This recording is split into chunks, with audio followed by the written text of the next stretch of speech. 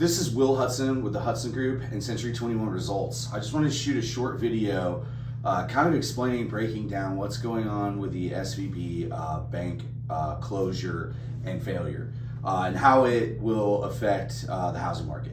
Okay, so first off, we're going to run through this in very simple layman's terms. I'm not going to use exact figures in terms of like what their balance sheet looked like, but I'm just going to kind of give you a brief summation and just kind of give you contrasting numbers so you can understand the scope of what I'm talking about in terms of their balance sheet. So this bank, essentially its purpose was to house money for the tech industry in Silicon Valley, hence the name Silicon Valley Bank, right? So essentially venture capitalists, who are the people that inject capital into projects that, you know, people fresh out of Harvard, Stanford, things like that, that live in Silicon Valley, they're startup companies. They essentially invest in these companies, right? Well, this is the bank essentially where they kept all of their money, a lot of them anyway.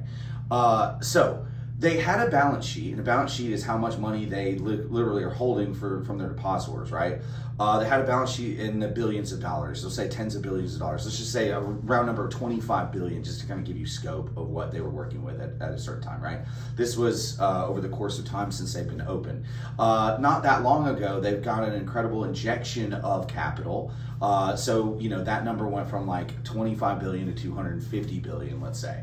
Okay, that's usually, you'd think from a bank standpoint, that's good. More money is good because they can make more loans. They can do a lot of different things with the capital, right? Okay, if you have bad management, not so good, okay? So what they did was they took this extra money and yes, they set aside some for the depositors to go ahead and invest in projects in the Silicon Valley area, technological projects, biotech, all that kind of stuff, right? But they also took the vast majority of their balance sheet and they injected it into these longer hold positions like your bonds market and government subsidized like investment portfolios essentially, right? The thing with these portfolios is they're a longer term hold. So you have to hold your money in these things, these investments for sometimes multiple years down the road, okay? So they've essentially locked their money away in a proverbial box, right? A majority of their balance sheet. They do something called forecasting where they say, okay, well, we anticipate the VCs and the depositors are going to need access to this much liquid that we have on hand. Okay, so we're going to forecast that amount. The problem was the management was terrible at forecasting. They ran out of this money very quickly. Okay, Moody's, the credit rating bureau, comes in at that point, and they start losing confidence by way of saying they're going to downgrade their credit score because they don't have enough cash on hand to meet the demands of the depositors. That's a major problem because banks and the entire banking industry is built on one thing, and that's confidence. Well, two things, cash and confidence, right? So no confidence in the bank. Word gets around town, all these VCs start freaking out and saying, oh my God, they don't have enough money to shell out to all of us. We better go get as much money as we can, as fast as we can out of the bank.